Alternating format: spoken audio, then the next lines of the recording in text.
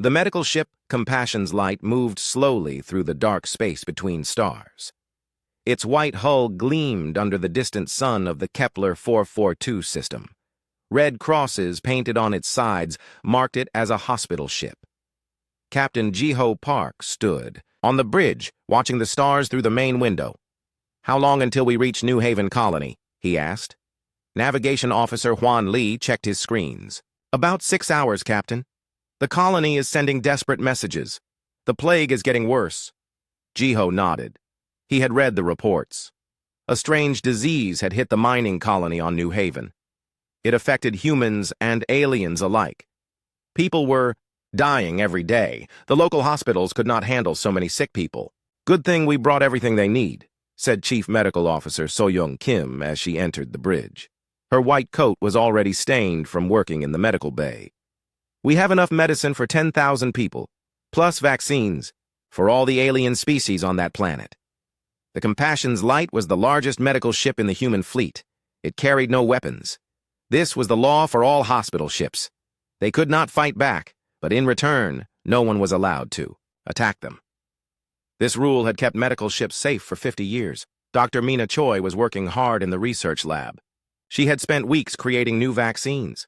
The plague was unlike anything doctors had seen before. It seemed to change and adapt. But Mina was smart. She had found a way to stop it. "The vaccine is ready," she told her assistant. "We can save everyone on New Haven." In the cargo holds, hundreds of medical workers prepared supplies. Boxes of medicine, surgical tools, and life support machines filled every corner of the ship. The crew of 200 people had volunteered for this mission. They knew it was dangerous to visit a plague world, but they wanted to help. Engineering Chief Dong-Hyun Yoon walked through the engine room. The ship's power core hummed quietly. Everything was working perfectly. The engines were designed for long trips, not speed. Medical ships did not need to run from fights. They were protected by galactic law.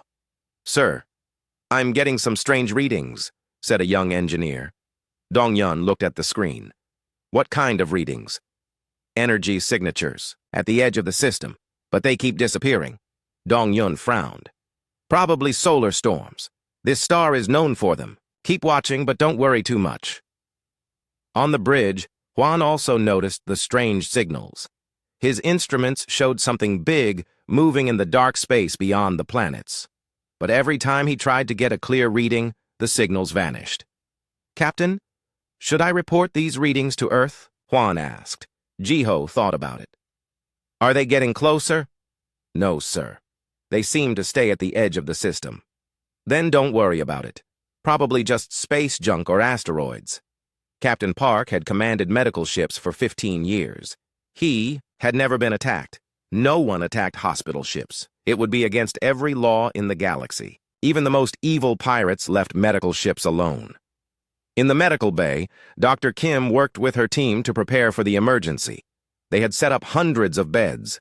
Medical robots stood ready to help with surgery. The ship's hospital could handle the worst cases from the colony. "How many sick people are we expecting?" asked Dr. Tae-Hyun Cho, the ship's surgeon. "The last report said over 3,000, Kim replied. "But the number grows every day. This plague spreads fast." Dr. Cho had worked on many worlds. He had seen terrible diseases before, but something about this plague worried him. The reports from New Haven described symptoms that made no sense. The disease seemed to affect different species in different ways. Meanwhile, Dr. Mina worked alone in her lab. She had samples of the plague that were sent from New Haven weeks ago. Under her microscope, she could see the tiny organisms that caused the sickness. They were like nothing in any medical book. "Computer, run analysis on sample 7, she said. The lab's artificial intelligence began its work. "Analysis complete. This organism shows signs of artificial creation." Mina stopped working. "What do you mean, artificial?" "The genetic structure appears to be engineered. This is not a natural disease." Mina felt cold. If someone had created this plague on purpose, then the people of New Haven were not just sick. They were victims of a biological weapon. She needed to tell the captain right away, but before she could leave her lab, alarms started ringing throughout the ship. On the bridge, Juan's screen lit up with warnings. Captain, multiple ships coming out of hyperspace. They're huge, Jiho ran to the main screen. In the distance, he could see bright flashes of light. One by one, massive warships appeared from nowhere. They were bigger than any ships he had ever seen. Their dark hulls were covered in weapon systems. How many ships? Jiho asked. 15, no, 20. They keep coming. Juan's voice was shaking. Captain, these are not human ships. I've never seen this design before. The alien ships moved in perfect formation. They were sleek and deadly, built for war. Their weapons were already charging, creating an orange glow along their hulls. Send a message on all frequencies, Jiho ordered. Tell them we are a medical ship. We are protected under galactic law. We carry no weapons and pose no threat. Juan sent the message. They waited for a response. The alien ships continued to move closer. Sir, I'm reading massive energy buildup in their weapon systems, reported the tactical officer. Jiho could not believe it. No one attacked medical ships. It was unthinkable. Send the message again. Make sure they understand we are a hospital ship. The response came not in words, but in weapons fire. Bright orange beams shot out from the alien ships. The first blast hit the Compassion's light near the engine section. The ship shook violently. Shields up, Jiho shouted. Sir, we only have basic shields. They won't hold long against military weapons, called out the shield operator. Dr. Kim ran onto the bridge. Captain, what's happening? My patients are being thrown around in medical bay. We're under attack, Jiho said grimly. Get everyone to emergency stations. Another blast hit the ship. This time, the main power flickered. In the medical bay, patients cried out in fear. Medical equipment crashed to the floor. Engineering Chief Dong-hyun's voice came over the communication system. Captain, they're targeting our engines. We can't run. We can't fight. What are your orders? Jiho had never faced a situation like this. Medical ships were not supposed to be in battles. They had no weapons, weak shields, and engines built for efficiency, not speed. Continue. Broadcasting our medical status, he ordered. Maybe they don't understand what we are. But deep down, Jiho knew the truth. These aliens knew exactly what they were attacking. They just did not care about galactic law. The alien fleet moved in for the kill. More ships kept appearing from hyperspace. Soon, there were 30 massive warships surrounding the single, defenseless medical vessel. Dr. Mina finally reached the bridge with her research. Captain, I have important information about the plague. Tell me quickly, Jiho said, as another blast shook the ship. The plague is not natural. Someone created it as a weapon. I think this attack is connected to the disease on New Haven. Jiho felt sick. The colony had been attacked with a biological weapon. Now the people trying to help them were being murdered. These aliens were not just breaking galactic law. They were committing war crimes. The ship's shields failed completely. The next weapons blast tore through the hull near the cargo section. Medical supplies scattered into space like snow.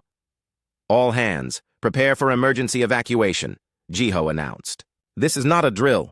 As crew members ran to escape pods, Jiho stayed on the bridge. A captain's duty was to stay with his ship. But first, he had one last job to do.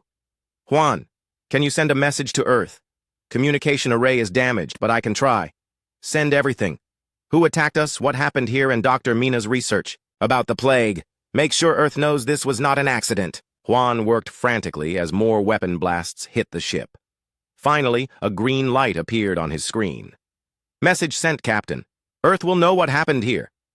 The Compassion's light was dying, but its final message was already racing through space toward home, carrying the truth about this unprovoked attack on innocent people trying to save lives. Admiral Korath stood on the command deck of his flagship, the Endless Dominion. The massive Vorthak warship was 3 times larger than the biggest human vessel. Its weapons could destroy entire cities. Around him, his officers worked at their stations with cold efficiency. Report on the human ship, Korath commanded. It is exactly as our spies reported, Admiral, said his tactical officer. A medical vessel with no weapons. 200 crew members. They carry supplies to help the sick on New Haven colony. Korath smiled, showing his sharp teeth. The Vorthak were reptilian creatures, tall and powerful.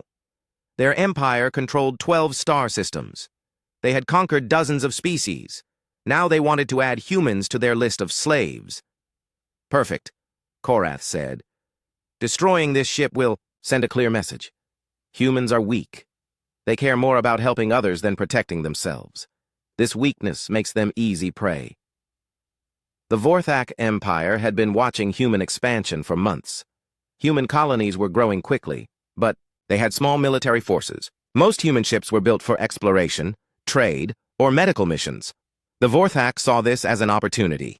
"Sir, the human ship is sending messages," reported the communications officer. "They say they are protected under galactic medical laws." Korath laughed. "Galactic law means nothing out here. We make our own laws. Begin the attack." The Vorthak fleet had 30 ships. Each one was a masterpiece of destruction. Their weapons could punch through the strongest shields. Their armor could withstand massive explosions. They had destroyed entire civilizations with fleets like this one. "All ships, open fire on the medical vessel," Korath ordered. Orange energy beams shot out from every Vorthak ship. The Compassion's light was completely surrounded. Its weak shields flickered and died within seconds. The white hull began to burn and melt under the intense weapon fire. On the human ship, Captain Park continued to broadcast surrender messages. The Vorthak fleet received every word but ignored them completely. This was not about military victory.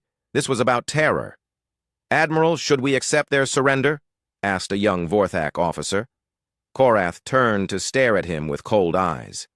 "Surrender? We are not here to take prisoners. We are here to show the galaxy what happens to humans who dare to expand into our territory." The officer looked confused. "But, sir, they are medical personnel. They pose no threat." "Exactly," Korath said. "If we can destroy their medical ships without consequence, imagine how easy it will be to destroy their military vessels. Fear is our greatest weapon." The attack continued. The human ship's engines were hit first, preventing any chance of escape. Then the Vorthak targeted the communication systems, trying to stop any distress signals.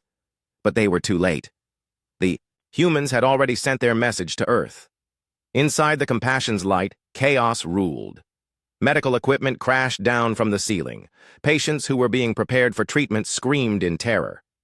Dr. Kim tried to keep her people calm, but explosions shook the ship every few seconds. "We need to get to the escape pods," she told her medical team. "Save whoever you can." Dr. Mina carried her research data as she ran through the corridors. The information about the artificial plague had to reach Earth. People needed to know that this attack was planned. The disease on New Haven was just the beginning. Engineering Chief Dong-hyun stayed at his post even as fire spread through the engine room. He worked frantically to keep the ship's power running. The escape pods needed energy to launch. His crew begged him to leave, but he refused. "Get to the pods," he told them. "I'll hold the engines together as long as possible." The main power core was damaged and sparking. Dangerous radiation filled the air. Dong-hyun knew he would not survive much longer, but every minute he kept the engines running meant more people could escape. On the bridge, Captain Park watched his ship die around him. Escape pods were launching from all sections. Each pod could hold 10 people, but the ship carried 200 crew members. There were not enough pods for everyone. "Captain, you need to get to a pod," Juan said.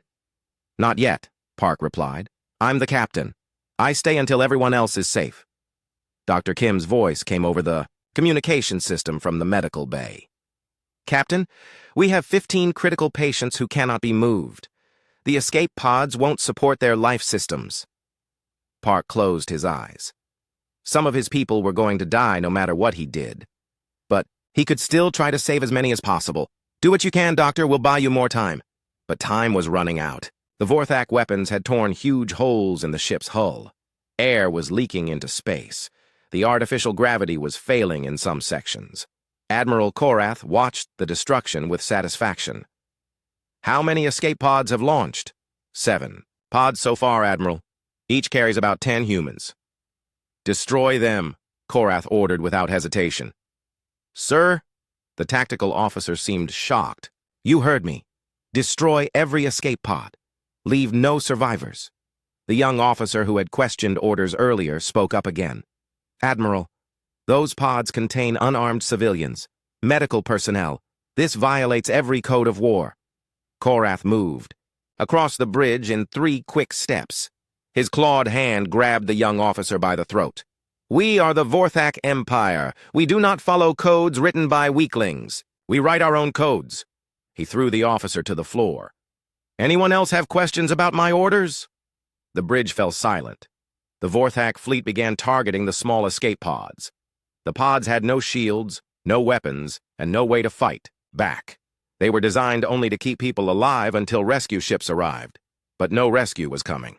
One by one, the escape pods exploded under Vorthak weapon fire. Dr. Kim's pod was hit first. She had been trying to send medical data to other human colonies. The pod vanished in a ball of fire. Navigation Officer Juan's pod was destroyed next. He had been working to plot a course back to Earth.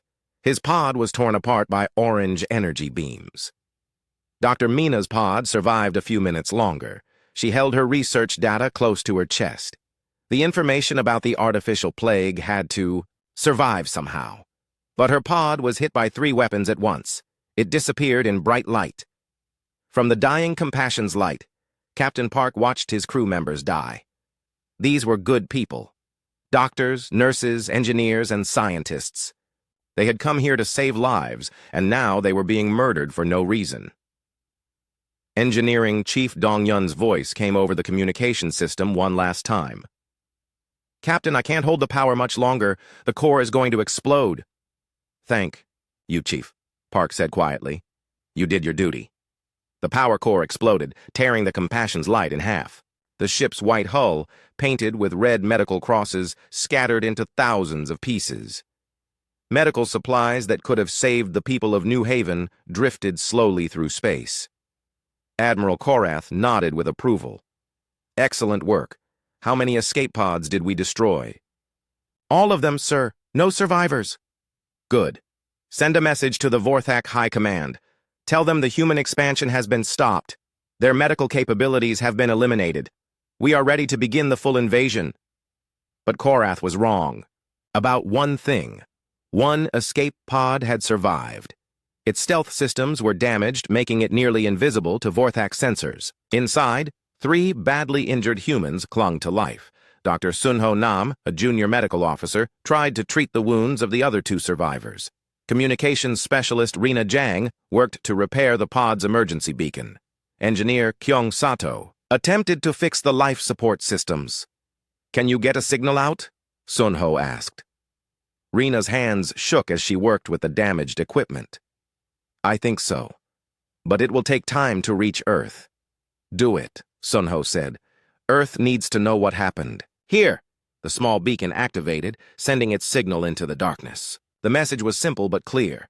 The Vorthak Empire had committed an act of war. They had murdered innocent medical personnel. They had violated every law of civilized space. The beacon's signal would take 3 days to reach Earth. But when it arrived, it would carry the truth about the Vorthak attack, and Earth would remember. Admiral Korath ordered his fleet to leave the system. The Vorthak ships disappeared into hyperspace, confident they had won an easy victory. They believed humans were too weak to fight back. They believed humans would surrender when faced with superior force. They believed humans cared more about saving lives than taking them. In all these beliefs, the Vorthak were correct. But they had made one critical mistake. They assumed that because humans preferred peace, they were incapable of war. The galaxy was about to learn how wrong they were. The wreckage of the Compassion's light drifted slowly through space. Its medical supplies scattered like stars. But its final message was already traveling toward Earth, carrying news of an atrocity that would awaken something ancient and terrible, something that had been sleeping beneath Earth's oceans for 200 years, waiting for the day when humanity's mercy would be repaid with murder. That day had finally come. The emergency beacon signal reached Earth Orbital Command at 0347 hours. The night duty officer, Lieutenant Yejin Song, was drinking coffee when her screen began flashing red. She had never seen a Priority Alpha medical emergency before. "Sir, we have an incoming distress signal from the Kepler 442 system," she called to her supervisor. Commander Junsu Bei hurried over to her station. "What's the status?" Yejin played the recording. The voice of Dr. Sunho Nam came through, weak and filled with pain. "This is the UEF medical vessel Compassion's Light. We were attacked without warning by an unknown alien fleet. The ship is destroyed. Most of the crew is dead. They killed medical personnel in escape pods. This was not an accident, this was murder. The message included censored data from the attack. Video recordings showed the Vorthak ships firing on defenseless escape pods. The evidence was clear and horrifying. Commander Bay felt sick to his stomach. "Get me Fleet Admiral Ryu immediately. Wake him up if you have to." Within an hour, Fleet Admiral Kyung-Soo Ryu sat in a secure briefing room deep inside Earth Orbital Command. Around the table were the Joint Chiefs of all human military forces. General Hee-Won Park commanded the Marine Corps. Admiral Jae-hyun Cho led the Space Navy. General Taekwon Lee ran the Defense Forces. "Show them the recording," Admiral Ryu said quietly. The lights dimmed. The holographic display showed the final moments of the Compassion's light. The room watched in absolute silence as 200 medical personnel were murdered for trying to save lives. When the recording ended, no one spoke for several minutes. "How many ships do these aliens have?" asked General Park. "Intelligence estimates at least 300 warships across 12 star systems," replied Admiral Cho. "They call themselves the Vorthak Empire. Our scouts have been tracking their expansion for months." General Lee studied the tactical data. "Our current fleet has 47 ships. Most are exploration vessels with light weapons. We cannot fight an empire this size." Admiral Ryu nodded grimly. "Under normal circumstances, you would be correct. But these are not normal circumstances." He activated a new display. 200. Years ago, when humanity first developed space travel, our leaders were afraid. They knew we might encounter hostile aliens. They created a secret project called the Ancient Fleet Protocol. The hologram showed massive underwater facilities beneath Earth's oceans, shipyards larger than cities, construction bays that could build vessels 3 kilometers long. For decades, Earth's best scientists and engineers worked in secret. They built ships designed not for exploration, but for war. These vessels were hidden in the deepest ocean trenches, waiting for the day we might need them. General Park leaned forward. "Are you saying we have a secret military fleet?" "More than that," Admiral Ryu replied. "We have the most advanced warships, ever built by human hands, ships that current technology cannot match. The ancient fleet was designed by paranoid minds who assumed we would face enemies far more advanced than ourselves." The room erupted in questions. "How many ships? What kind of weapons? Why weren't we told about this?" Admiral Ryu raised his hand for silence. "The ancient fleet consists of 300 vessels of various classes. Their technology is classified beyond your current clearance level. As for why you weren't told, the protocol was created to be used only when humanity faced extinction." Admiral Cho frowned. "Surely the loss of one medical ship doesn't qualify as extinction." "Read the intelligence reports," Admiral Ryu said coldly.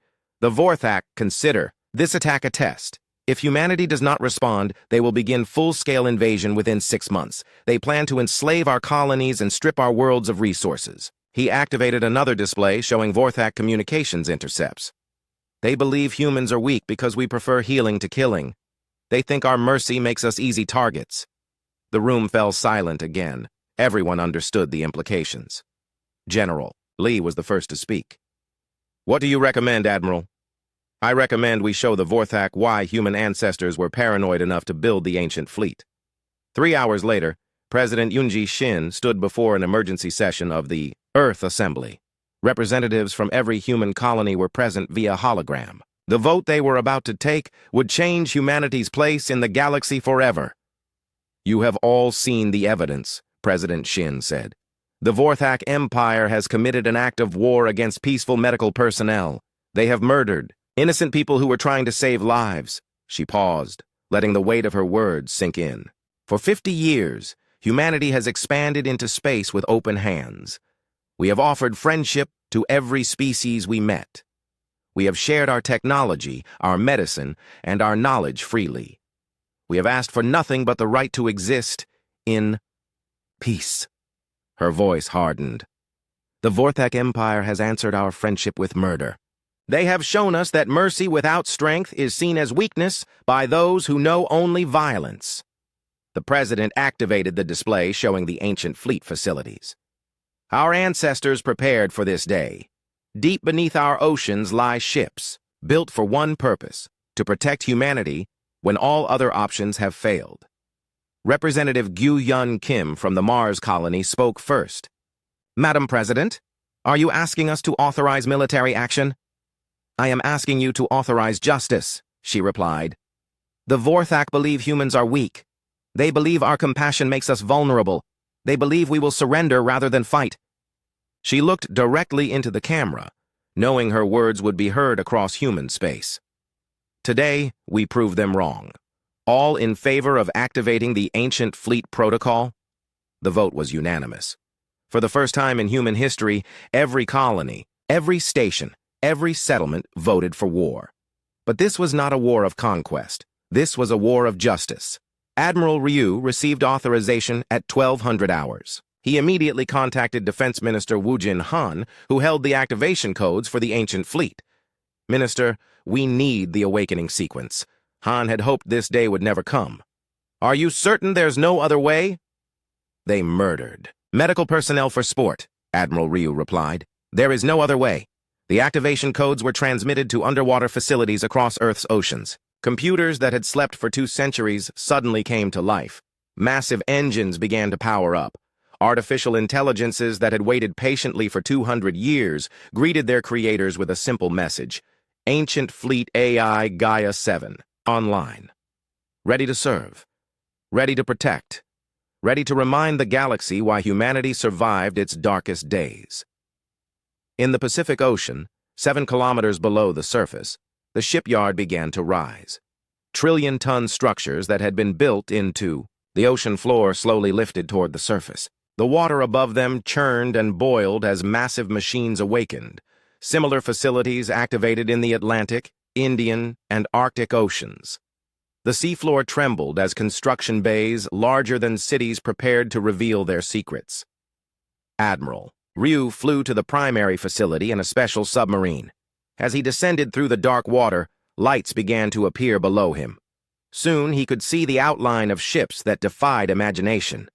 The flagship Terra's Wrath was 3 kilometers long and 1 kilometer wide. Its hull was made from materials that absorbed energy weapons. Its engines could fold space-time itself. Its weapons existed at the edge of theoretical physics. Around the flagship, smaller vessels rose from their berths. Stealth destroyers that could become invisible to any sensor. Carriers that launched fighters controlled by artificial intelligence. Battleships armed with weapons that could crack planets.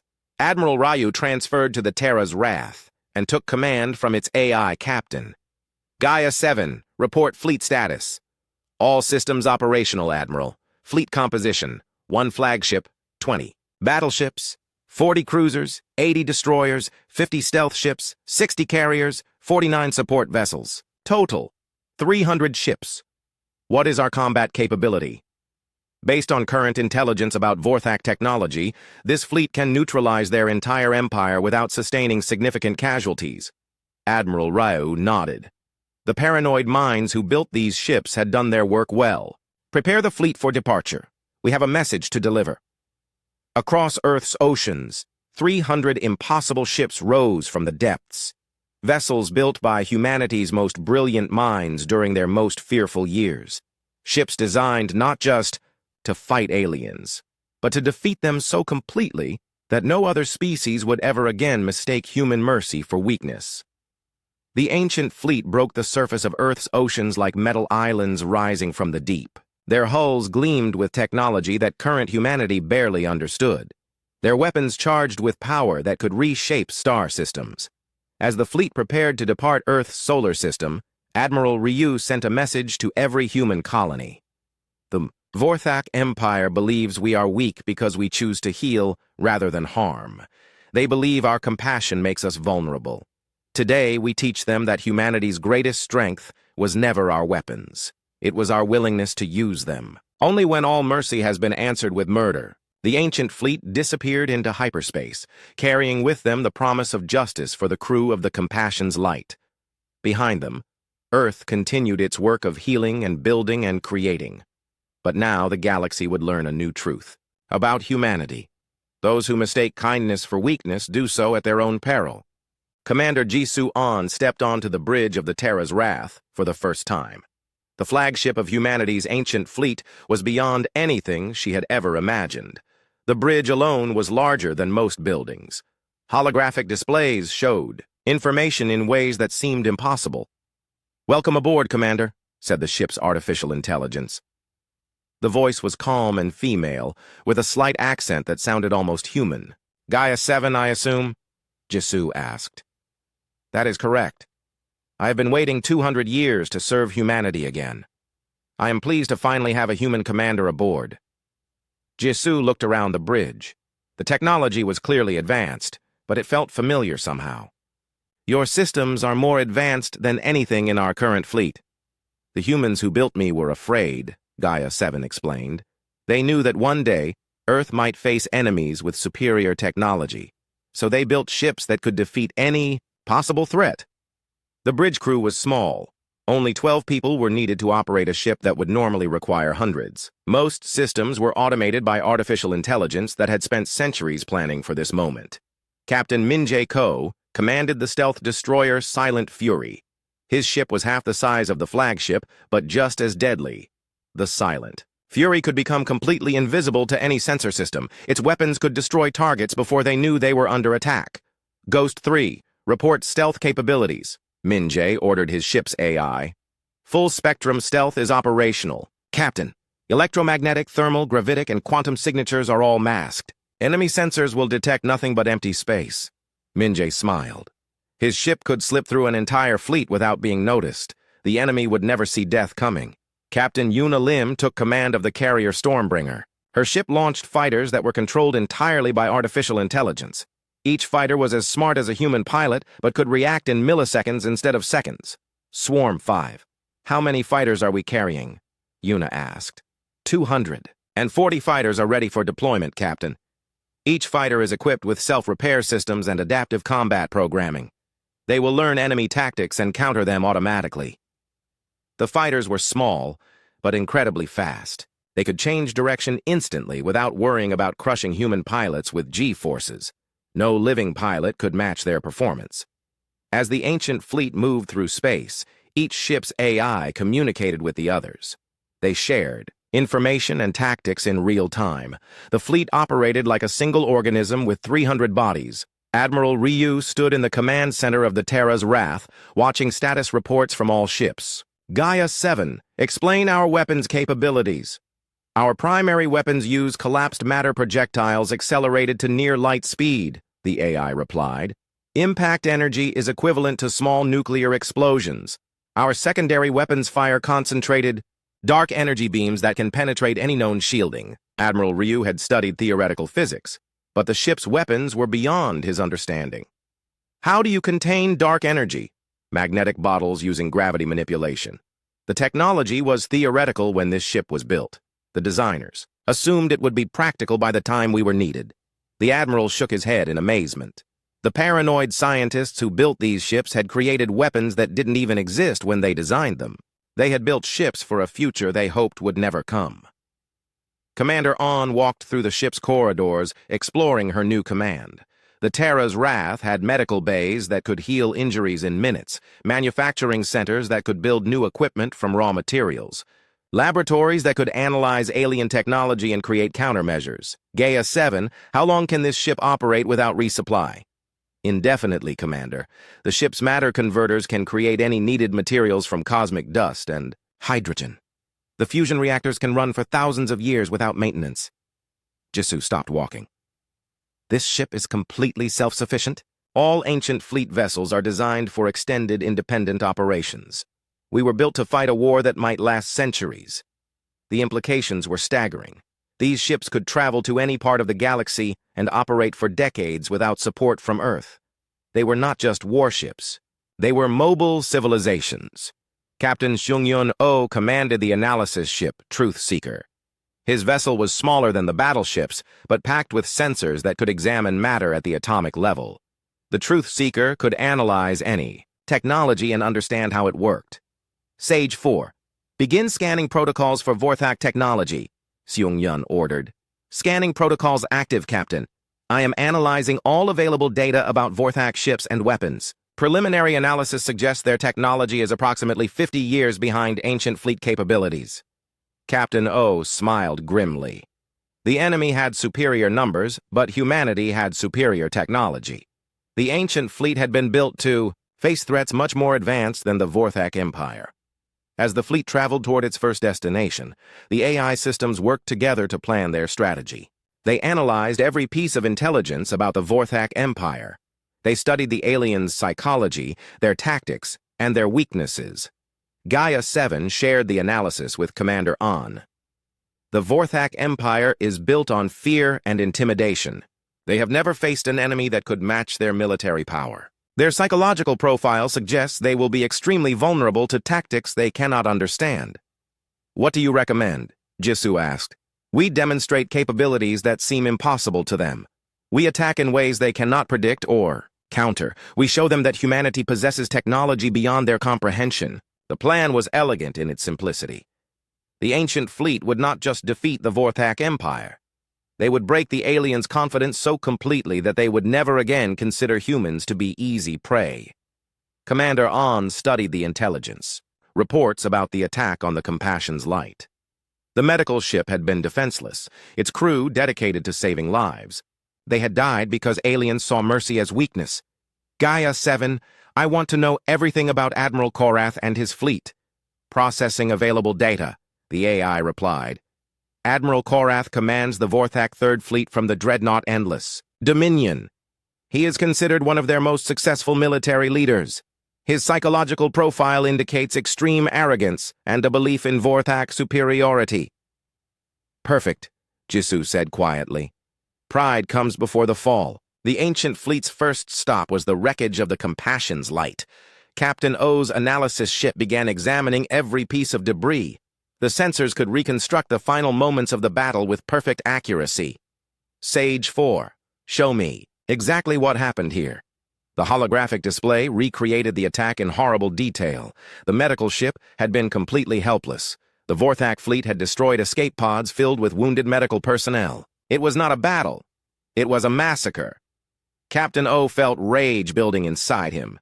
These people had been healers, not soldiers. They had come here to save lives, and they had been murdered for their compassion.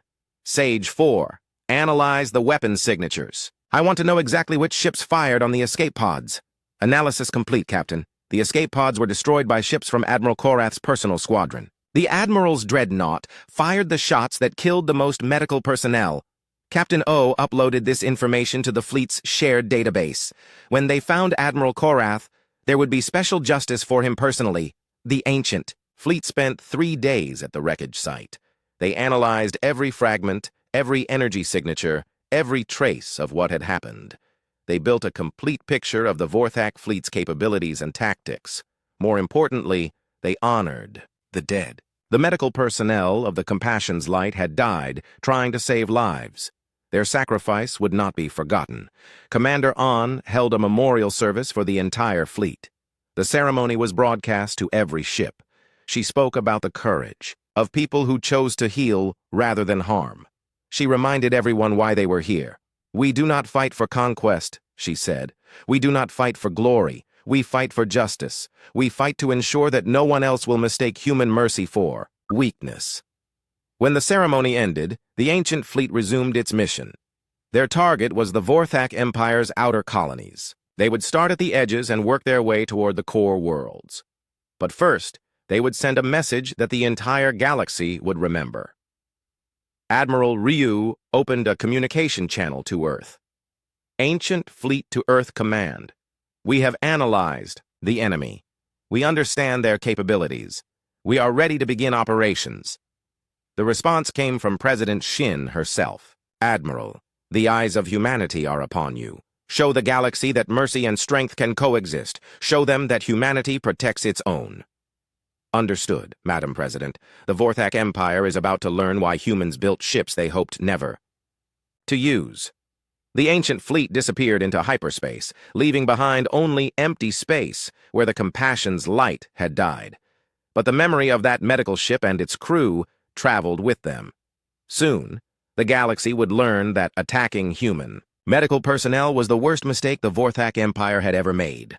The hunt was about to begin. The ancient fleet emerged from hyperspace at the edge of the Kelvon system. This was the first Vorthak colony they would investigate. Captain O's analysis ship Truth Seeker immediately began scanning the system for information. Sage 4. "What? Do we see?" Captain O asked. "3 planets, Captain. The second planet shows signs of heavy mining operations, large orbital platforms around the main planet, approximately 50 Vorthak ships in the system, mostly cargo vessels and patrol craft. Commander." On studied the tactical display on the Terra's Wrath. "Any signs of the fleet that attacked our medical ship?"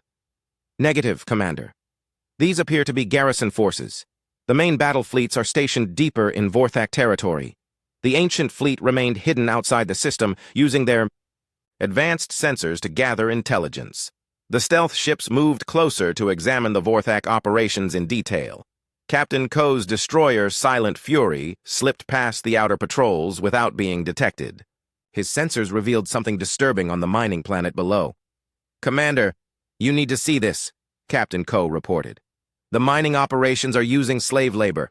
Multiple alien species working in dangerous conditions. I'm reading thousands of life signs in the mining camps." Commander An felt sick. The Vorthak Empire was not just militarily aggressive. They enslaved other species to work in their mines and factories. The attack on the medical ship was part of a larger pattern of cruelty. Gaia 7, add this information to our intelligence database. How many slave worlds does the Vorthak Empire operate? Based on available data, at least 47 worlds use forced labor, the AI replied. The pattern suggests the Vorthak view other species as resources to be exploited. Admiral Ryu made a decision. "We're not just here to avenge the Compassion's light. We're here to free everyone suffering under Vorthak rule." The fleet moved to the next system, following the energy signature trail left by Admiral Korath's ships. Each system they visited told the same story. Conquered worlds, enslaved populations, resources stripped and shipped to the Vorthak core worlds. In the Xerion system, they found something more useful. A major Vorthak communication hub on the 4th planet. The facility coordinated fleet movements across the entire empire. Sage 4. "Can you intercept their communications without alerting them?" Captain O asked. "Already in progress, Captain. I am accessing their network through quantum entanglement taps. They will never know we are listening." The intercepted communications revealed the location of Admiral Korath's fleet. The 3rd fleet was stationed at Vorthak Prime, the Empire's capital world. Even better, the communications showed that Korath had been promoted for his efficient handling of the human expansion threat. Commander An read the communication transcripts with growing anger. The Vorthak High Command praised Korath for destroying a defenseless medical ship. They saw the massacre as a great victory. "Gaia 7, analyze Vorthak fleet positions. I want to know where every ship is located." "Analysis complete, Commander. The Vorthak military is spread across 12 systems. They have approximately 300 warships total, but they are positioned to control territory, not to fight a concentrated enemy." The AI displayed a tactical map of the Empire. The Vorthak had made a classic mistake. They assumed their enemies would attack predictably, trying to capture territory. They were not prepared for an enemy that could strike anywhere instantly. Their fleet positioning assumes conventional warfare. Gaia 7 continued. "They expect enemies to advance slowly from system to system. Our hyperspace capabilities allow us to attack multiple targets simultaneously." Admiral Ryu smiled. The ancient fleet could hit the Vorthak Empire in dozens of places at once. The aliens would not know where to send their ships to respond, but first, they needed to send a message that the entire galaxy would understand. Sector T. Fleet moved to the Thorax system, a major Vorthak military base. The system contained shipyards, weapons factories, and a large garrison fleet. It was heavily defended and considered impregnable. Commander An addressed the entire ancient fleet. "Today we begin operations against the Vorthak Empire. Our first target is the Thorax system. We will demonstrate capabilities that seem impossible to them." She activated the tactical display. "The stealth ships will disable their sensor networks. The carriers will deploy fighters to neutralize their patrol craft. The battleships will target their military installations." Captain Lim's carrier Stormbringer launched 240 fighters. The small craft moved like schools of fish, flowing around Vorthak defensive positions. The enemy sensors could barely track them. Captain Ko's stealth ships appeared throughout the system like ghosts. They struck at communication relays and sensor stations, blinding the Vorthak defenders. One moment the stations were operational, the next they simply ceased to exist. The Vorthak fleet tried to respond, but they were fighting an enemy they could not see or understand. Ancient fleet weapons fired from impossible ranges. Vorthak ships exploded before their crews knew they were under attack. Gaia 7, disable their ships, but avoid unnecessary casualties, Commander On ordered. Understood, Commander. Targeting weapon systems and engines only. The ancient fleet weapons were so precise they could disable enemy ships without destroying them. Vorthak vessels found their weapons offline and their engines dead. They were helpless, but alive. Within 4 hours, the entire Thorax system was under ancient fleet control. 50 Vorthak warships floated helplessly in space. The shipyards and military bases were captured intact. Not a single Vorthak soldier had been killed unless they refused to surrender. But the real message was just beginning. Commander On opened a communication channel to the captured Vorthak fleet. This is Commander Jisoo On of the United Earth Forces. You have been defeated by the same species you thought was weak. The response came from Admiral Vex, the Thorax system commander. Impossible! Your ships appeared from nowhere. Your weapons ignore our shields. What kind of technology is this? The technology of a species that prepares for the worst while hoping for the best, Commander On replied. You attacked our medical ship because you thought we were defenseless. You were wrong. Admiral Vex's voice shook with confusion and fear. How many ships do you have? Where did they come from? We have enough ships, Admiral. As for where they came from, they were built by humans who were afraid of aliens exactly like you. Aliens who mistake mercy for weakness. Commander On transmitted a recording of the Compassion's light attack to every ship in the system. This is why we are here. Your empire murdered innocent medical personnel. Now you will face the consequences. The ancient fleet began transmitting the same message throughout Vorthak space. Every communication channel, every data network, every information system in the empire received the recording. Soon, every Vorthak citizen would know about the atrocity their military had committed. But the psychological warfare was just beginning. Captain O's analysis ship had been studying Vorthak technology during the battle. Sage 4, can we improve their ships? Easily, Captain. Their technology is primitive compared to our capabilities.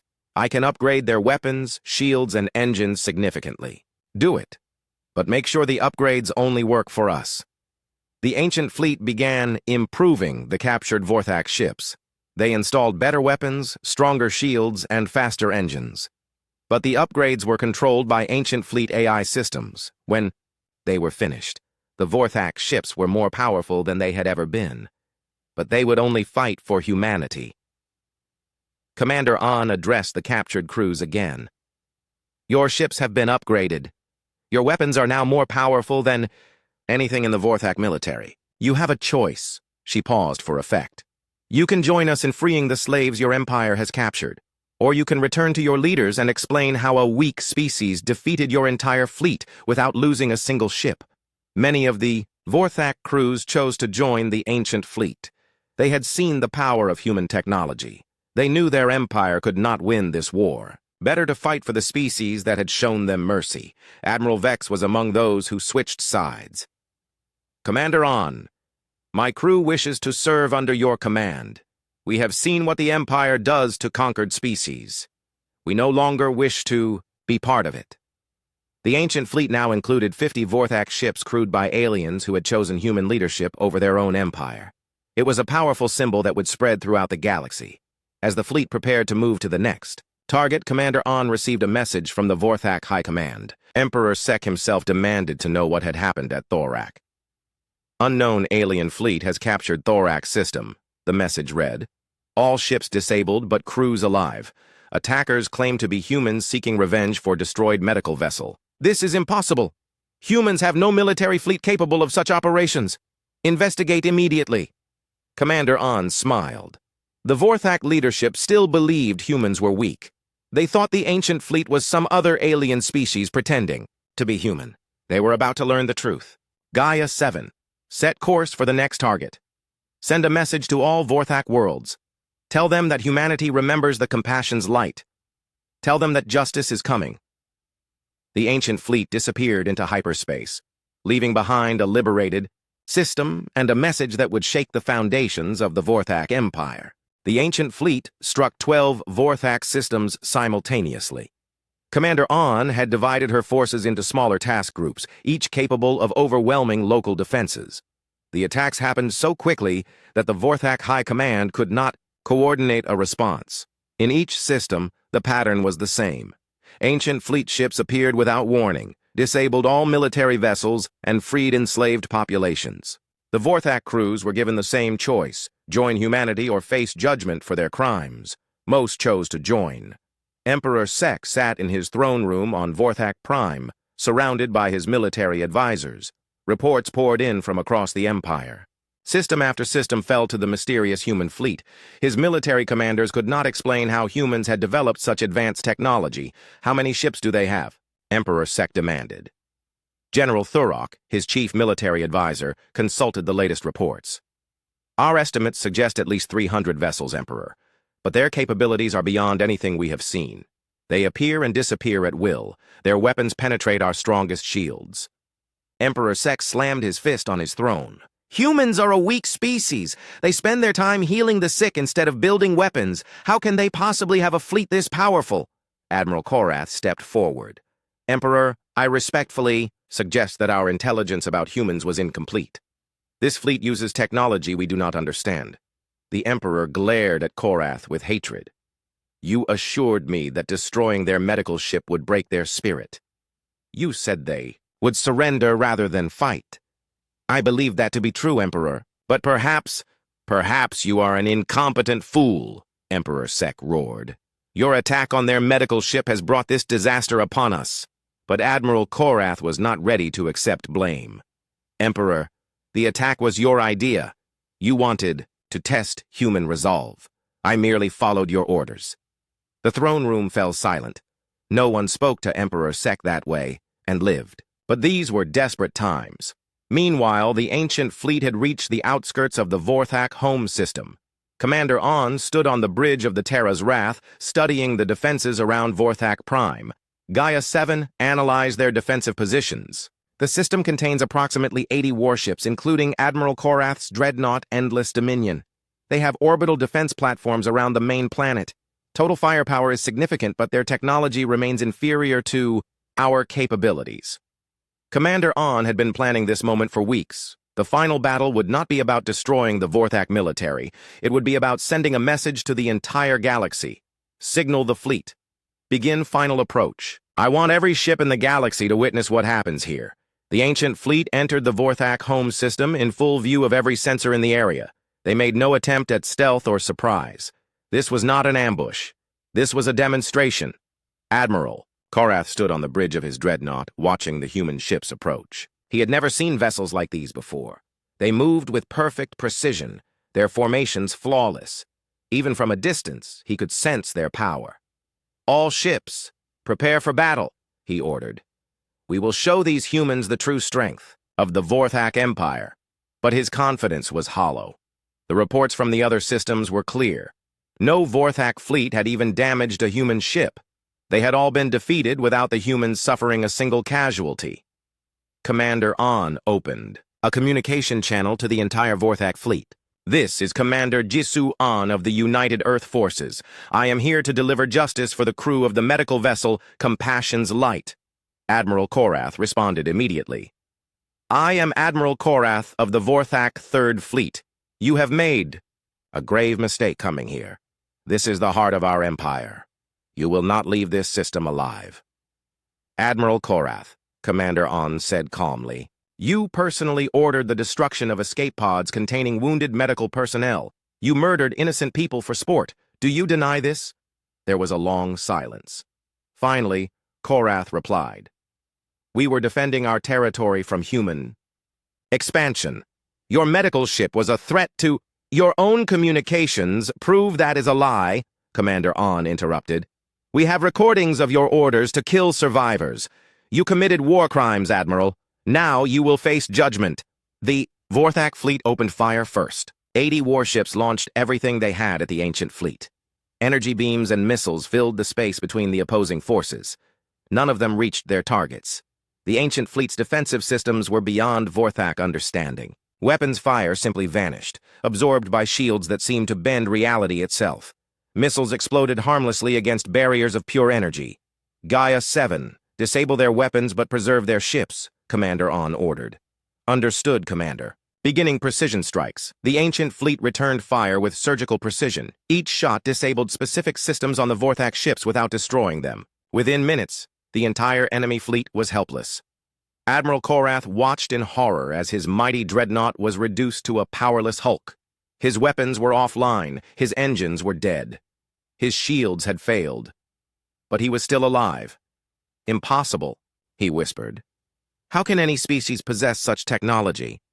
Commander On's response came over the communication system. We possess this technology because our ancestors were wise enough to prepare for species like yours.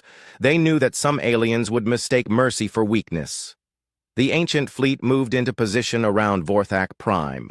Commander On prepared to deliver the message that would echo across the galaxy. Citizens of the Vorthak Empire, she began, broadcasting on every frequency. Your military has been defeated. Your fleets are disabled. Your leaders chose to attack innocent medical personnel, and now they face the consequences. She paused, letting her words sink in. But humanity does not seek revenge through slaughter. We seek justice through change. Your empire of slavery and conquest is over. In its place, we offer you something better.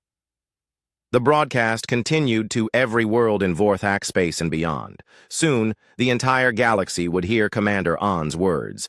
We offer you freedom to govern yourselves. We offer you protection from other predators. We offer you partnership instead of domination. But we also offer you a warning. Her voice hardened. Humanity protects its own. We extend mercy to those who show mercy to others. But to those who would prey upon the innocent, remember the fate of the Vorthak Empire. Remember that behind every human medical ship stands the promise of human justice. On the surface of Vorthak Prime, crowds gathered to watch the human fleet in orbit. Many of them were slaves from other worlds. They had never dared to hope for freedom. Now it was being offered by aliens they had been taught to fear. Emperor Sek emerged from his palace under a flag of surrender. The sight of the Vorthak ruler submitting to humans was broadcast across the galaxy. It was a moment that would be remembered for centuries. Commander On transported down to the planet's surface to accept the surrender personally. She stood before Emperor Sek in the great plaza of the Vorthak capital. Behind her, representatives of every enslaved species in the Empire watched in amazement. Emperor Sek, Commander On said formally, do you surrender the Vorthak Empire unconditionally? The Emperor looked around at the crowds of freed slaves, at the disabled fleet in orbit, at the human commander who had defeated his entire military without losing a single ship. I surrender, he said quietly. The Vorthak Empire is yours. No, Commander On replied. The Vorthak Empire is finished. In its place, we establish the Kepler Federation, a union of free worlds governed by representatives chosen by their own people. She turned to address the crowd. Slavery is abolished throughout this region of space. Every species will have the right to govern their own worlds. Any who choose violence against peaceful neighbors will face the same fate as the Vorthak military. The crowd erupted in cheers. Species that had been enslaved for generations were suddenly free. Worlds that had been stripped of resources would be rebuilt. The Empire of Fear was replaced by a Federation of Hope. But Commander On had one final message to deliver. Admiral Korath, she called out. The defeated Vorthak admiral was brought forward in restraints. He had commanded the fleet that murdered the medical personnel of the Compassion's Light. You have been found guilty of war crimes, Commander On announced. The penalty is exile to a prison world where you will spend the remainder of your life thinking about the innocent people you murdered. Korath tried to speak, but no words came. He had expected to be executed. Instead, he was being shown mercy, even after committing atrocities. This is how humans differ from the Vorthak Empire, Commander An explained. We believe in justice, not revenge. We protect life, even the lives of our enemies. The ancient fleet remained in the system for several weeks, helping to establish the new government and ensuring a peaceful transition. Representatives from dozens of species worked together to create laws that would protect everyone. When the time came to leave, Commander An addressed the galaxy one final time.